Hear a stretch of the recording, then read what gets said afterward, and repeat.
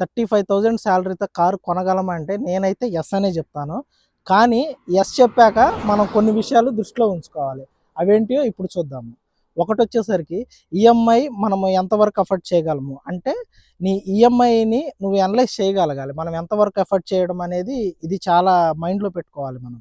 ఇంకోటొచ్చేసరికి మనం down payment చేయాలి గదా! లోన్‌కెళ్ళే ముందు. సో, ఆ డౌన్ పేమెంట్ అనేది 20-30% మన దగ్గరున్నాయంటే, మనకు మెయింటెనెన్స్ కానీ, లోన్ గానీ అసలు బర్డెన్ అనే అనిపించదు. చాలా స్మూత్‌గా ఎళ్తుంది. మనం వలసిన విషయాలు ఏమేమి ఉన్నాయంటే, హిడెన్ కాస్ట్‌లనేవి గూడా ఉంటాయి. మనకి లోన్ ఎంతవరకు అవసరమో మనం అంతవరకే తీసుకుంటే మంచిది. సో, మనకి షోరూమ్ వెళ్ళినప్పుడు గూడా మనకక్కడ ఏంటంటే, ఈ మోడల్ కన్నా ఈ మోడల్ బావుంటదని చెప్పి మనకి ఒక కాస్ట్ పెరిగే అవకాశం గూడా ఉంటది. సో, మీరు ఎంతైతే అనుకున్నారో అంతలో తీసుకోవటమే మీకు బెటర్ అవుతుంది.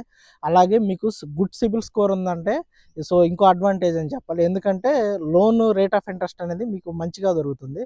సో, మీకు మంచి డీల్ అయ్యే అవకాశం ఉంటుంది.